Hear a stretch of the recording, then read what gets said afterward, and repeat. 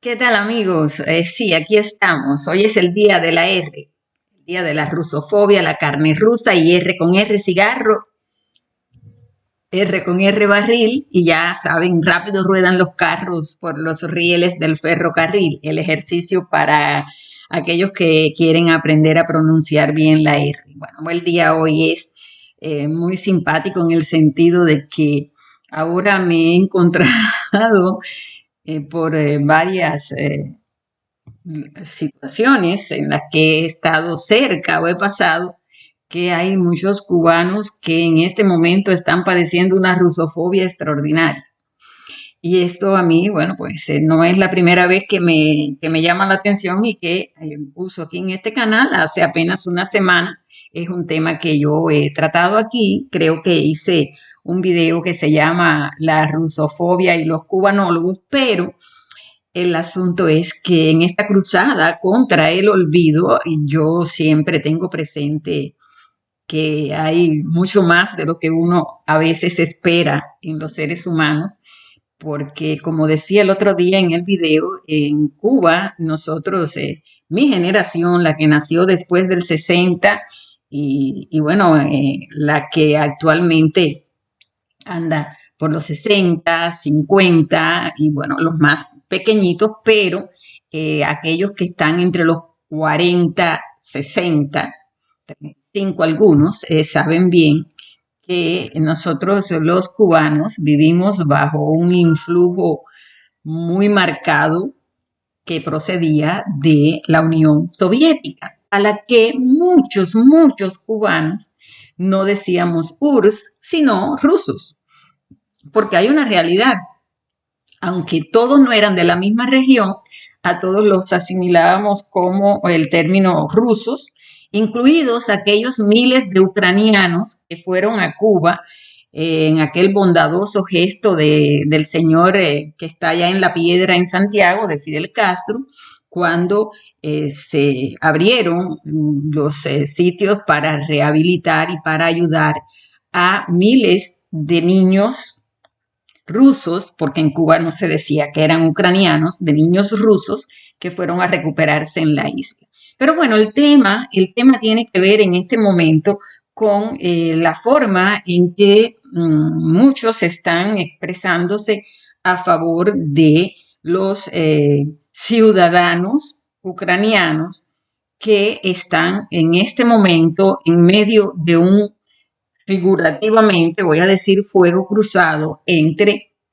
las decisiones que ha tomado Vladimir Putin, que lógico no son recibidas con beneplácito por mi parte, porque no soy de las personas que adora la guerra ni cree que la guerra va a resolverlo todo, aunque entiendo que en algunos momentos de la vida hay acciones que tienen que resolverse con las armas. Pero, o sea, la otra parte que desde hace más de 2 décadas, casi 20 años, viene espoleando a ese sufrido pueblo ucraniano que habla ruso en su inmensa mayoría y que ha sido identificado en su inmensa mayoría en el mundo como rusos porque la lengua materna define mucho al individuo en el sentido de cómo proyectarse hacia sus genes, hacia sus orígenes. Nosotros en Cuba conocimos primero los sabores, los colores y las variedades del mundo capitalista, entre comillas, a través de lo que nos llegaba desde Rusia, porque no le decíamos URSS, llegaba de Rusia. La leche, la carne, hasta los juguetes, muchos films que vimos y todos, bueno, pues venían con el sello occidental y en este caso occidental porque es el término que se usa allá, pero bueno, para nosotros era oriental. Miren qué interesante la geografía y el mundo que vivimos. Pero bueno, resulta que aquí en Miami los millones de cubanos que hemos ido, bueno, pues exiliándonos unos y pidiendo reunificación familiar otros, pues arrastramos hasta acá nuestras costumbres, nuestras tradiciones. Los que vinieron primero, que ya eran personas que había en la década del 60, ya eran mayorcitos y vinieron por las vías que ya sabemos en este éxodo que se ha ido dando desde que Castro llegó al poder. Arrastraron las costumbres del lechón, la carne de cerdo, el con gris, pero los que vinimos después, pues arrastramos las nostalgias, las de otra forma de ver la vida, y tanto así como que a veces muchos quieren pues comer carne rusa, pues tomar aquella leche de aquella, bueno, en fin, la carne, los pescados y algunas conservas o algunos juguetes fueron los que más nos marcaron. Así que me he encontrado entonces que en algunas zonas del país, ahora que está esta situación en Europa, algunos cubanos se han mostrado rusófobos y de pronto pues han tratado de mostrarse, digamos que iracundos o digamos que violentos, no de físicamente, hasta ahora no he escuchado nada, pero sí en el rechazo a aquellos que viven en este país, que son rusos y que llevan tiempo en este país, con los que hasta hace poco habían tenido la mejor relación del mundo. Esto es de verdad que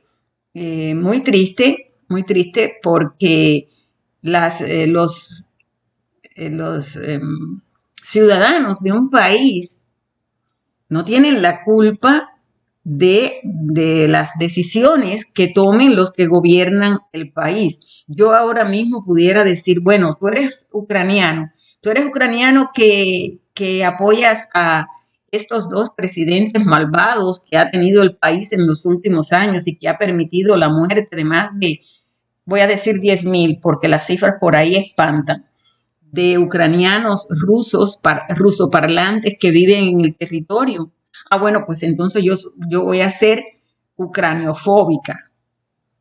Ah, tú eres de los rusos que viven en un lugar y apoyan. Ah, no, entonces yo voy a ser rusófobo. Bueno, en fin, esto es un poco complicado, pero lo estoy hablando, lo estoy diciendo aquí porque hay que detenerse a veces a la hora de tomar decisiones y mirar el entorno que vivimos y analizar cómo es que a veces, bueno, ya casi diría que siempre en estos últimos 2 años, los medios hegemónicos, el social media en general, pues nos ha venido, sin nosotros darnos cuenta, domesticando para que al final hagamos lo que ellos crean necesario que se debe hacer. Hay muchísimas formas de inducir al pensamiento, inducir al odio, inducir al amor, inducir a la obediencia, inducir al rechazo. Hay muchas formas de hacerlo a través del mundo social media, que es el que rige ahora a los seres humanos. Pero nosotros, bueno, pues tenemos que ser inteligentes, tenemos que mirar el mundo con un perfil bastante abierto, dejarnos de tantas estrecheces mentales y pensar bien a la hora de tomar las decisiones. Yo por ahora, para cerrar esto, solo voy a decirles que en el pasado, hace muchos años, alguien que yo, bueno, pues compartía espacios en el trabajo, me habló de que iba a hacer un viaje allá a la zona que antes fue URSS. Yo no le pregunté nunca a qué parte de ese país, de ese inmenso, de ese extenso territorio iba. Ya había caído, ya se había desintegrado la URSS. Bueno, pues